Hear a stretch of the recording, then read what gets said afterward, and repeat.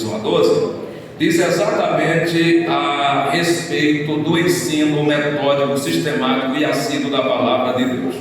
Quando falamos em transformação, nos referimos a vários aspectos: transformação no aspecto espiritual, transformação no aspecto moral, transformação no aspecto ético, transformação no aspecto social e transformação no aspecto intelectual. A verdadeira bíblica e cristã educação, ela tem como pressuposto exatamente essa transformação integral do homem. Transformação relacionada ao seu espírito, à sua alma, ao seu corpo, à sua mente, considerando a sua estrutura e composição humana, bio, social e espiritual. Provérbios 22, versos 6 diz assim: eduque a criança no caminho em que deve andar, e até no fim da vida não se desviará dela. Esta é a tradução, na nova tradução na linguagem de hoje, ou na versão.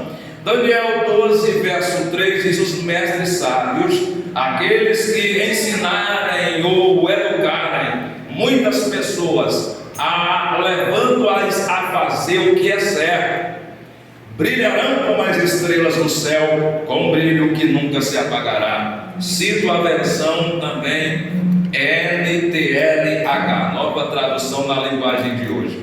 A fantástica história em tela, em apreço, registrada em Neemias 8, 12 a 12, é o modelo de uma educação genuinamente transformadora e um grande exemplo de uma educação que compreende um aspecto sistemático, metódico e didático e plausível. A Bíblia diz que eles leram o livro da lei de Deus, traduzindo, interpretando e explicando-a, a fim de que o povo entendesse. Os versículos 8 e 12 nos informam que houve de fato esta aprendizagem, este entendimento, o que estava sendo lido, e também fazendo aplicação prática à vida das pessoas ali presentes. Leram, interpretaram, explicaram e aplicaram, isto é, foram, repito, pedagógicos e didáticos. Isso deve ser levado a sério pela Igreja do Senhor.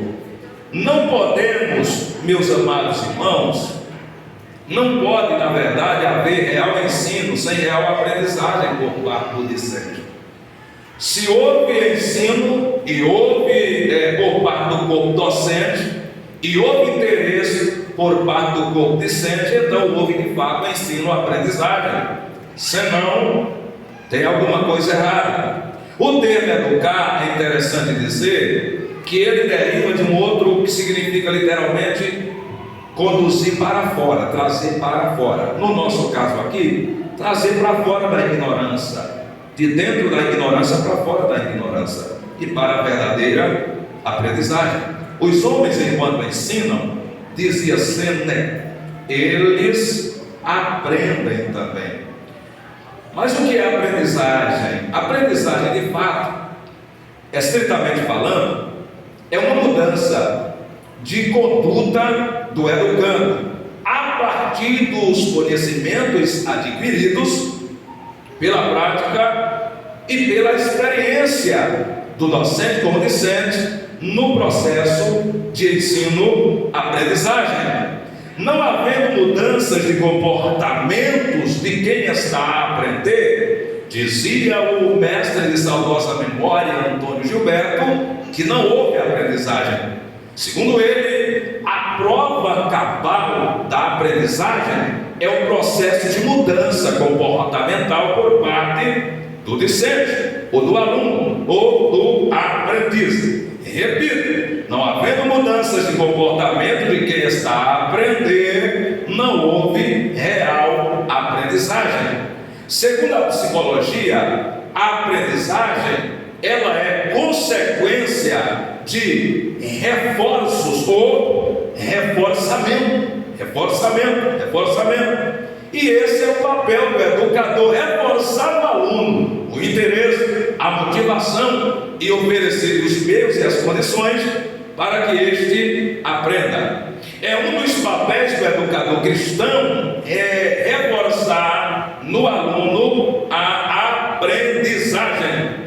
As leis gerais da psicologia, em especial da psicologia da educação, dizem que se aprende quando reforçado, mas é a história do grupo ao qual o indivíduo pertence que dirá o que é reforçador ou o que é punitivo para a aprendizagem. Sempre, segundo a psicologia, o que produz de fato a aprendizagem é o reforçamento e não propriamente a punição. Embora a punição, a disciplina, ela também se soma ao reforçamento para a aprendizagem. É por isso que tem inclusive a avaliação. O doce ou dinheiro, o sorriso, a expressão de desagrado podem ou não contribuir para um processo de aprendizagem, dependendo do que eles significam em uma dada sociedade. Assim também aquilo que deve ser aprendido, às vezes, ele é determinado socialmente ou pelo meio, pela sociedade. Dizia Martinho Lutero, grande reformador, inclusive a reforma esse mês, dia 31, completa 506 anos. Ele dizia: eu simplesmente preguei, eu simplesmente ensinei, eu simplesmente escrevi. A palavra de Deus não fiz mais nada. A palavra fez tudo. Aleluia! A palavra é viva e eficaz. A palavra é como martelo, como fogo e como martelo que se nos apenha. A palavra é luz. A palavra transforma. Não só informa, não só forma, mas a palavra transforma. E o papel da igreja, através dos seus pregadores e educadores cristãos, é exatamente esse: simplesmente pregar, simplesmente ensinar, simplesmente escrever, e a palavra fará o resto. Mas o que é educação cristã propriamente dizendo?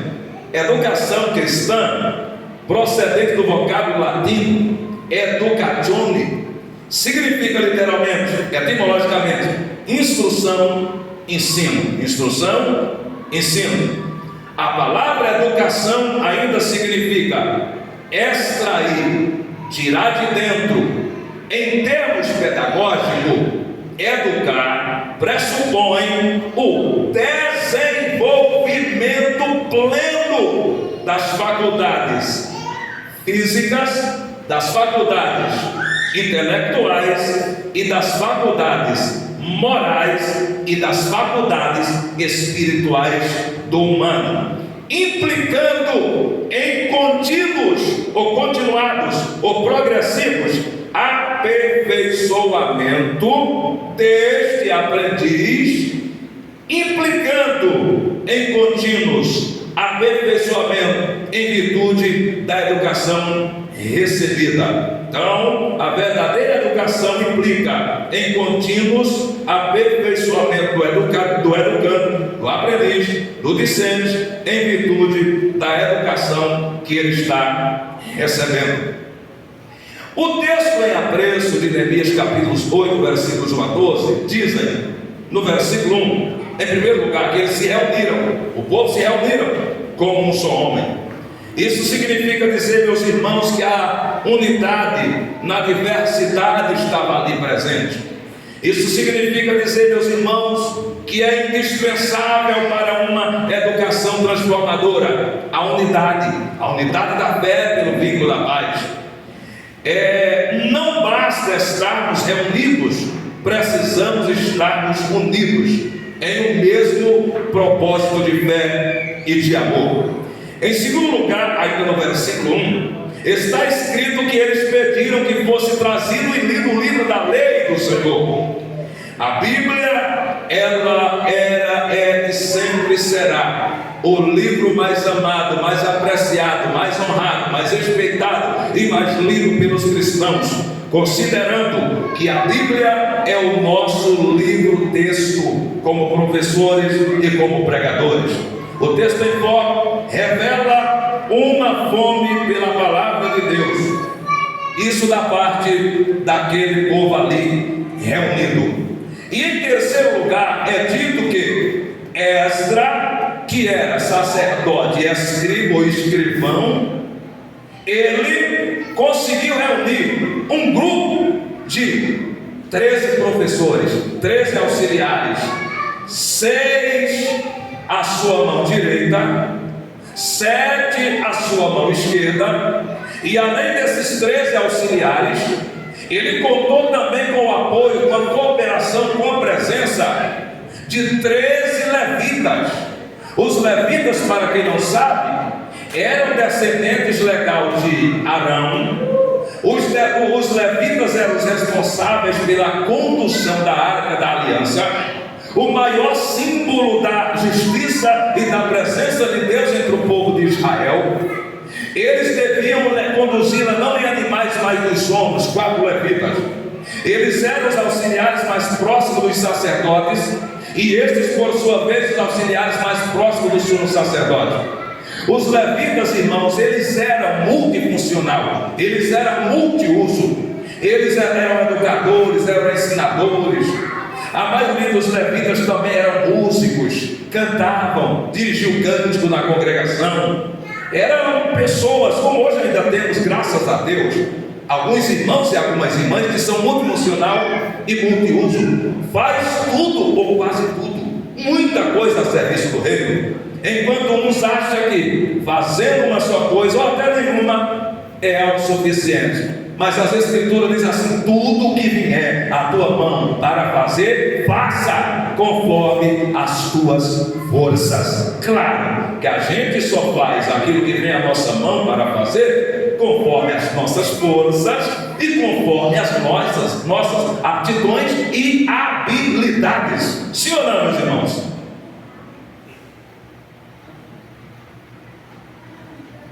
Continuando, isso nós somos informados nos versículos 4, nos versículos 7 e nos versículos 8, que Neemias e Esdras, sendo Esdras sacerdote e escriba, sendo Neemias o governador, eles agiram, trabalharam como hoje trabalham os superintendentes de uma escola bíblica dominical. Enquanto os 13 levitas e os outros 13 auxiliares, eles trabalharam como a outra equipe da escola dominical, ou melhor, os outros que compõem também a equipe educacional ou a diretoria local, professores titulares e professores suplentes, secretários, tesoureiros, enfim, porque é uma escola, sempre digo, é uma escola.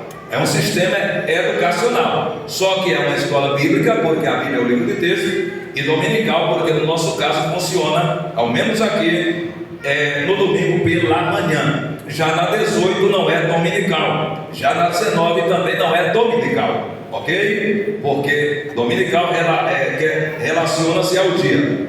Nenhum líder, a partir do que eu acabei de falar, eu percebo que nenhum líder ele educa sozinho, ele faz sozinho, ele trabalha sozinho. Então o papel aqui deles foi traduzir a lei do hebraico para o aramaico para aqueles que não tinham domínio do hebraico. E também, com isso eu aprendo que nós precisamos falar a língua do povo. Dizia Antônio Gilberto que o pregador, o educador, ele precisa estar conhecendo o seu público e tentando falar em uma linguagem que seja acessível a todos presentes. Em quarto lugar, os versículos 4 nos informa que Esdras, ele mandou construir um púlpito de madeira para facilitar a leitura da lei, que foi feita em voz alta, a chamada leitura pública. E como não tinha auxílio de aparelho de som, quanto mais alto tivesse o orador naqueles dias, melhor seria para os seus ouvintes. O povo, aqui no texto, nós já aprendemos que o povo precisa ouvir, e ouvir bem.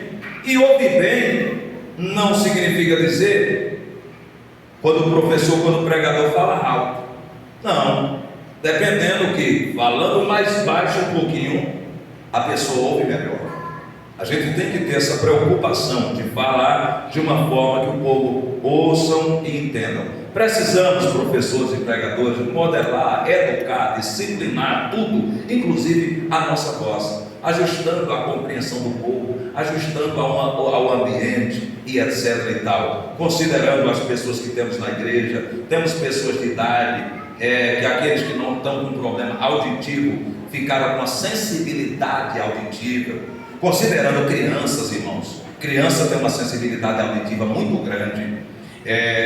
Eu li um artigo de uma pesquisa feita para saber por que tanta gente está abandonando a igreja, abandonando a fé, desviando. E por incrível que pareça, irmãos, um dos motivos era essa questão de som.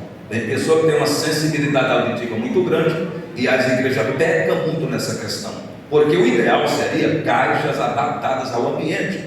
O ideal seria contratarmos um engenheiro de som e dar a ele toda a medida do templo, a altura do templo, a largura do templo, o comprimento do templo, e o engenheiro é que diria que tipo de som nós usaríamos. E esse seria normalmente retornos aqui no púlpito, provavelmente precisaríamos de 2 retornos aqui no chão. E já para vocês, aqui acho que 4 caixas na parede, ou 2, ok? Ou 2, normalmente viradas para lá, 2 aqui viradas para lá e 2 lá viradas para cá. Todo mundo ouvia bem, ouvia melhor e ninguém ficava surdo. Vocês sabiam que a maioria dos pregadores e a maioria dos cantores e músicos das igrejas são surdos? Só que eles não percebem. Aí às vezes os ministros saem aqui, a gente conversando ali no irmão dele, não consegue ouvir bem um ao outro, o som está alto, mas se falar com eles, não, o som está ok. Por quê? Porque eles já estão surdos, só que não sabem, só sabe nós. É verdade, irmão. Então tudo isso, dentro da proposta educacional, cabe a nós essa orientação, esse devido cuidado. É tanto que quando possível, os músicos eles usam o retorno, e esse retorno tem volume para limitar também o seu som. Veja que quem usa muito, irmão, fone de ouvido é surdo, fica com problema auricular. O caso é sério. O tempo de leitura e estudo foi desde o amanhecer até o meio-dia, diz o verso 3. Precisamos, com a graça de Deus, combater esse gritante fastio e enfado nosso em relação à palavra de Deus. Vivemos numa época de enfado e de fastio, não há mais aquela fome. Irmãos, poucos crentes hoje leem a Bíblia diariamente. Presume-se que 95% dos crentes nunca leram a Bíblia de capa a capa. 90% não leem a Bíblia todos os dias. 30% dos brasileiros nunca compraram um livro. 40% dos brasileiros não gostam de ler. O Brasil é dos países que menos tem livros por casa, por família. Pode fazer uma pesquisa, sair aí na casa dos crentes para ver quem já começou a montar uma biblioteca assim. Você vai contar sendo dedo, vai precisar usar a mão todas as coisas, provavelmente, e os 2 pés. Porque parece que alguns ainda não entenderam a relevância, a importância, o valor dos livros para nós. É os nossos melhores, está entre os nossos melhores amigos e companheiros. Em 6º lugar, o verso 5 diz que o povo se colocou em pé para a leitura da lei. Isso fala de reverência, isso fala de consideração, de temor e tremor em relação à palavra. Nós precisamos, irmãos, nos educar e educar o nosso povo, os nossos filhos, nossos alunos, ao ponto de eles passarem a reverenciarem não só o Deus da palavra, mas a palavra de Deus. Isaías 66, verso 5 diz: ouvi a palavra do Senhor, vós que tremeis diante da sua palavra. Lucas capítulos 4, versículos 16 diz que Jesus, ao tomar a Bíblia, o Antigo Testamento, no caso o livro do profeta Isaías, o rolo que está no capítulo 61, ele pôs sobre os pés para a leitura pública da palavra de Deus. Ensinemos, irmãos, que não se entra, não se sai durante a leitura da palavra. Eu já percebi, por exemplo, operadores auxiliares entra para trazer água, servir água na hora da leitura das Escrituras. Ensinar os nossos filhos que tem que comer antes e depois do culto, beber água antes e depois do culto, comer antes e depois do culto. Até era bom se a gente pudesse dar exemplo, mas é porque, irmãos, a gente usa muito a voz. Eu sou meio negligente, estou tentando me disciplinar, me policiar, mas sou meio negligente com relação a beber água. Tem dia que eu bebo pouco carro, aí quer ver eu sentir na perna? Eu começo a falar. E como eu uso muito a voz toda vez que eu estou pregando, ensinando, aí o organismo todo começa a gritar: água, água, água, socorra-me, socorra, acende uma luz vermelha. Porque precisamos, irmãos, beber muita água, beber muita água, beber muita água. Vamos cuidar do templo do Espírito Santo. Então, irmãos, essa orientação é importante, reverência. A partir do momento que o menino já vai crescendo, ele já vai aprendendo que não pode trazer brinquedo para a igreja, que não pode entrar na igreja com brinquedo, brinca depois do culto, antes do culto, não pode trazer alimento, pipoca, e não pode mascar chiclete. Eu sei que é difícil, irmãos, eu sei que é difícil, eu sinto na pele, mas a gente vai conseguir, com graça de Deus, educar este povo em nome de Jesus. Ele diz amém? Porque reverência é uma coisa indispensável. Deus não abre mão disso. Guarda o teu pé quando entrares na casa do Senhor. E essa dificuldade nós estamos tendo só com as crianças, estamos tendo com jovens, com adultos, esse entra e sai, esse sai e entra. Eu vou dizer uma coisa a vocês: a casa de Deus é tão boa, que eu vou dizer, quem frequenta muito o culto, eu acho que não vai adoecer dos rins, porque é só chegar na igreja e dar sede. Olha como a casa de Deus é importante. E não vai dar problema urinário, porque é só chegar na igreja e dar vontade de usar o banheiro. Aí não priva o urino, não priva nada.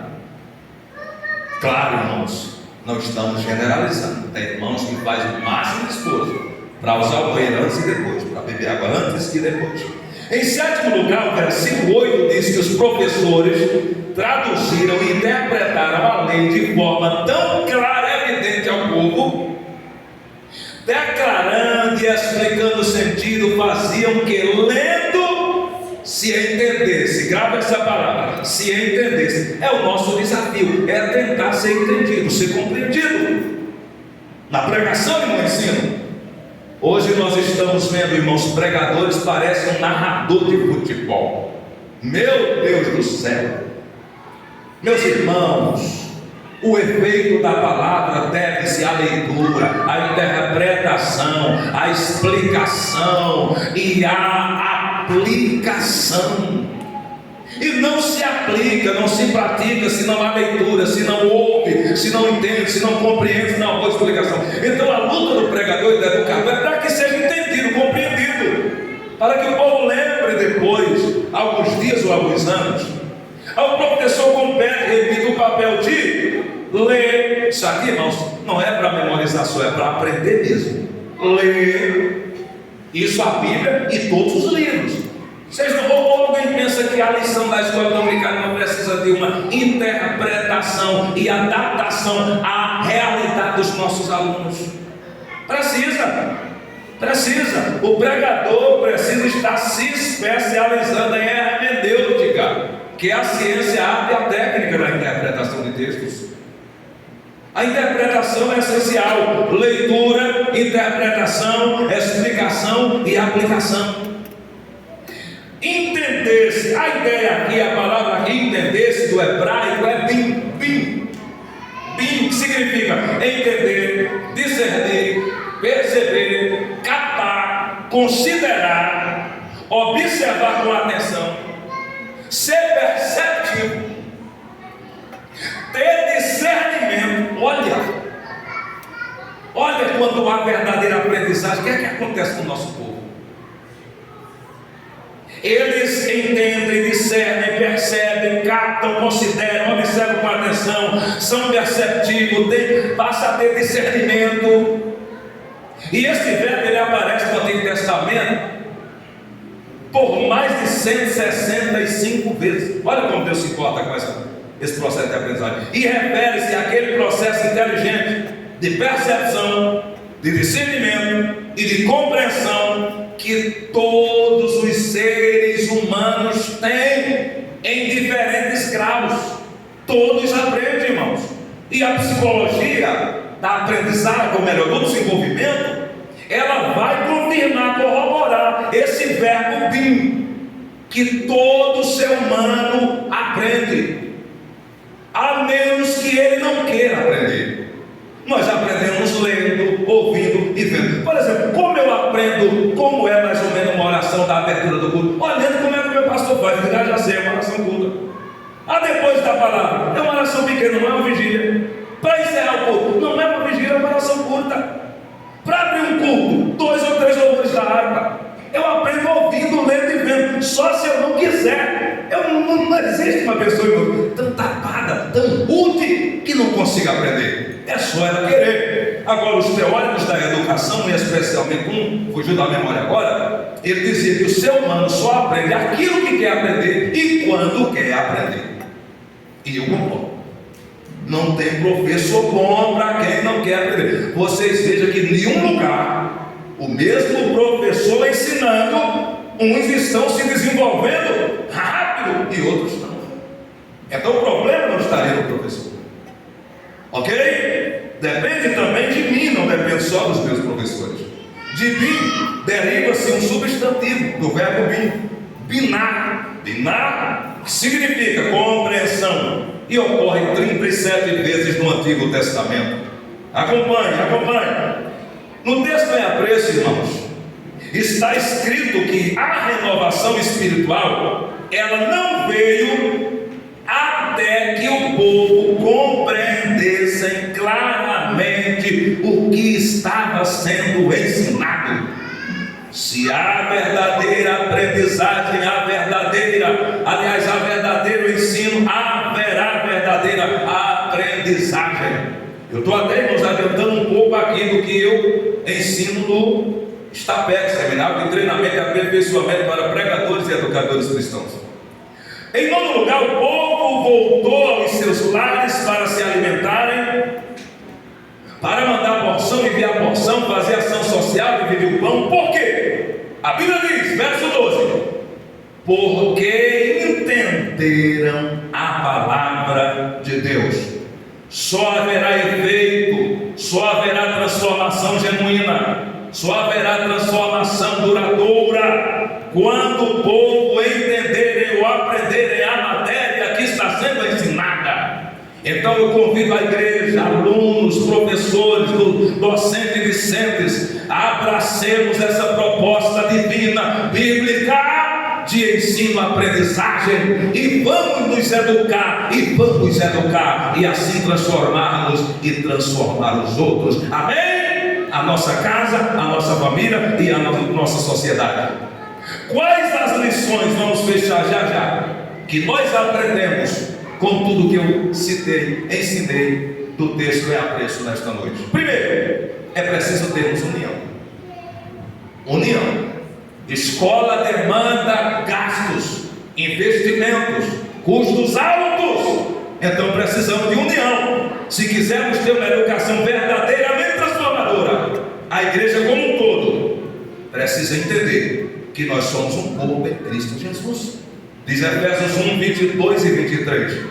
Eu não posso ficar aqui sozinho, eu, Aloysio, Armindo, por exemplo, os demais professores e professoras, dizendo: irmãos, tem escola bíblica. Se você canta assim, nem ligo. É preciso união, o povo se uniram para tal. Segundo, é preciso ter sede da palavra, anseio por querer aprender, interesse. Será se a aprendizagem bíblica cristã teológica não é a maior área de interesse dos cristãos? Será? Não é possível, meu Deus.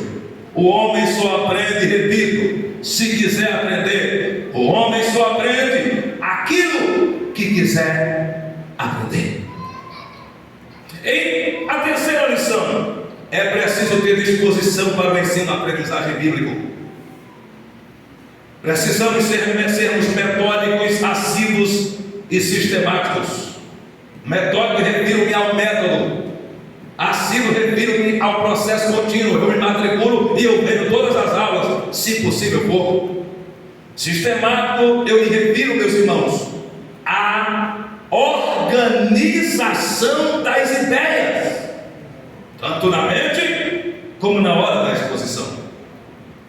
E é interessante dizer que as Escrituras dizem em Romanos 12, 7: se é ensinar, haja esmero ou dedicação no ensino. Eu admiro alguns professores, irmãos, e eu tiro o chapéu para alguns. E se referindo aos nossos, eu tiro o chapéu para os nossos professores. Agora tem uns irmãos que a gente se torna admirador. Eu sou muito observador, e é nosso papel. Só aprende quem é muito observador, muito atento, muito ligado. E eu vejo aqui os esforços de algum professor, tem uma professora, que eu não vou citar o nome por questão de ética, que tem vezes que antes de eu vir abrir a igreja, ela chega. Tem vezes que chega 1 hora antes, meia hora antes da escola bíblica dominical. Dizia Antônio Gilberto que o certo é chegarmos, o professor chegar antes do aluno 15 minutos, ela chega meia hora e 1 hora. A gente tira o chapéu, irmãos, e joga para o ar, e diz glória a Deus, aleluia, e apaga com a cabeça, porque graças a Deus temos homens e mulheres que levam a sério, que dão o seu melhor, que fazem igual Esdras, Neemias e esses homens auxiliares, porque a gente não pode ficar aqui só Neemias e Esdras e Neemias, e esses 13 auxiliares, e esses 13 levitas, não tem como a gente esquecer. Esse ensino não tinha sido, irmãos, tão extraordinário para hoje servir de modelo para qualquer igreja que queira ter uma escola bíblica dominical. Está aqui o modelo, está aqui o organograma, está aqui o programa educacional pedagógico.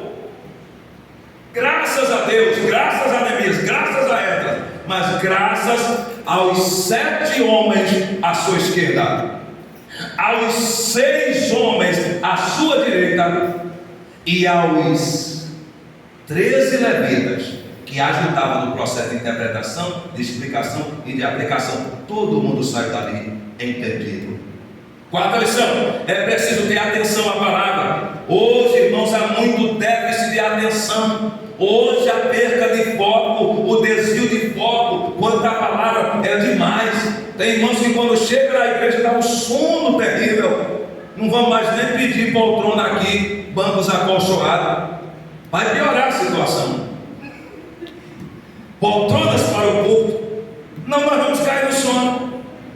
Tem irmão que é só chegar na igreja, meu Deus do céu, oh Jesus, é um sono gostoso. Mas ainda bem que aqui não tem, mas na Bahia temos uns dormidores. Claro, irmãos, que a gente deve que entender uma guerra, é uma batalha, é uma luta. Olha, eu acumulei um soninho esses dias, irmãos, na correria, corro na Boa Esperança, corro cá, corro ali, corro lá. No domingo de Macururé, eita Jesus amado, hoje vai ser um caldo de bila aqui, tenho certeza. Um sono, mal o sono para trás dentro de uma vez. Como é que o sono chega na hora errada, rapaz? E eu fui tomando ali uma aguinha, um caldinho e tal. A aguinha estava só Jesus. E fui até que venci o sono. Aí de batalha. Eu sei, eu brinco assim, mas eu sei que a vida de alguns é uma rotina pesadíssima, mas se esforça. A quinta lição: é preciso, irmãos, estratégia a fim de que a palavra de Deus seja exposta da melhor maneira possível. Estratégia. Exemplo do texto: um púlpito de madeira. Isso era o que? A tecnologia atual. Tem professor que não usa a tecnologia a seu favor. Esdras usou tecnologia, usou os recursos que tinha, enquanto o que não tinha vai chegando. Sexta lição: é necessária disposição para ler, disposição para ouvir, disposição para meditar, disposição para examinar, disposição para estudar a palavra de Deus em relação ao tempo, considerando que aqui durou 6 horas de estudo. Tem gente que aguenta 45 minutos. Deus é mais. E no período de preparação, a gente às vezes não gasta 3 horas no estudo da lição, na preparação, no planejamento, considerando, irmãos, que mesmo que seja uma matéria que a gente domine, grave isso aí, mas é necessário a questão do planejamento. Quanto tempo eu tenho? Quanto tempo eu vou gastar nesse tópico? Quanto tempo eu vou gastar nesse? Porque senão a gente às vezes perde o melhor tópico. Qual seria melhor aqui para eu gastar mais tempo? Qual é a realidade dos meus alunos, dos meus aprendizes? Considerando que a escola bíblica ela começa aqui e termina aqui, todo mundo reunido. Então tem que ter disciplina, tem que ter planejamento. Sétima lição: é preciso ensinar claramente a palavra de Deus, o ensino expositivo e outros métodos também de ensino auxiliar. Qual foi o resultado de tudo isso, dessa escola bíblica? Houve um grande quebrantamento do povo, o povo chorava ouvindo as palavras da lei. E a Bíblia já diz em Tiago 4:9: converta-se o vosso riso em choro. Tem hora que a palavra nos confronta e precisamos chorar. Segundo resultado, há um tempo de chorar e de sorrir, diz Eclesiastes 3:4. Então o povo caiu-se em quebrantamento. Isso graças ao processo de aprendizagem que trouxe alegria plena, porque com a tristeza do rosto, a Bíblia diz que às vezes o coração se alegra. Outro resultado que aprendemos, quando ensinamos claramente, então há entendimento e introspecção da palavra de Deus por parte do nosso público presente. Isso se há interesse, se é uma área de interesse para eles. E outra lição interessante, a poderosa exposição da palavra de Deus nos confronta e nos conclama a confessar e abandonar os pecados conhecidos, sejam esses por omissão, sejam esses por comissão, sejam esses em relação a Deus, sejam esses em relação a nós mesmos, negligência com nós mesmos, ou seja, esses em relação à família, ou em relação à igreja, ou em relação à sociedade. Errar é humano, mas a gente permanecer no erro, aí já é tolice. Todo mundo erra, mas todo mundo tem a oportunidade de ser confrontado pela palavra e assim mudar em relação ao tempo. Só algumas dicas aqui, meus irmãos. Nós precisamos evitar gestos repetitivos, excessos de gestos repetitivos. Refiro-me tanto a gestos como a palavras. Evitar vícios de linguagens, como né, toda hora, né. Então, aí, aleluia, não é glorificando a Deus, tem gente que é vício de linguagem. Irmãos, meus irmãos, glória a Deus. Nós temos que, enfim, repetição desnecessária, vícios de linguagem. Eu conheço uma irmã que tem uma oportunidade, irmãos, é simplesmente como instrumento didático. Meu Jesus amado, toda hora, né? Meu Deus do céu, até as crianças já perceberam. Tem dia quando pega o microfone, não pega a vontade dessa. Vício de linguagem. Não demonstremos insegurança. Mesmo que estejamos inseguros, mas demos o nosso melhor para não criar um ambiente de desmotivação para o aluno. O tom da voz deve ser audível, deve ser claro, nem muito alto, nem muito baixo. Agora, para concluir, vamos falar, só citar ao menos 9 métodos de ensino. 9 metodologias que nós devemos usar nos nossos ensinos, nas nossas escolas, nas nossas preleções. Primeiro método que eu quero falar, o método da preleção ou da exposição, que é aquele método que o professor é o protagonista e é quem mais fala durante a aula. Segundo método de ensino, o método da pergunta e resposta. Quando o professor pergunta, o aluno responde, o aluno pergunta, o professor responde. O mestre dos mestres usou esse método muito. Em suas prédicas ele usou ao menos 154 vezes o ato da pergunta e da resposta. O terceiro método é o método da discussão. Criar um ambiente de discussão ou debate no bom sentido da palavra. Precisamos usar todos esses métodos, meus irmãos, e não só da pregação, toda a aula e a aula toda. Outra coisa, quarto método, só citando, em outra oportunidade a gente explora, o método audiovisual, que é quando se fala e se mostra o slide, os visuais. Isso aí é para criança. Não, irmão, não.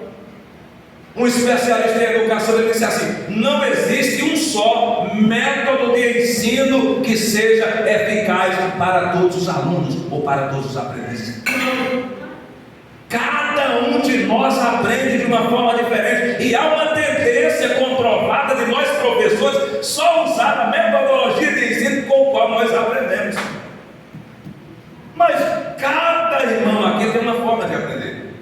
Sabe que eu descobri que tem um aluno aqui do curso de teologia que parece que ele aprende mais com o visual. Tem que usar os visuais. Tem que usar slide. Eu descobri, mas não vou citar o nome do santo, não, só contar o milagre. O quinto método que deve ser usado em uma aula bíblica é o método da narração. É o método de contar história. Você converter a lição numa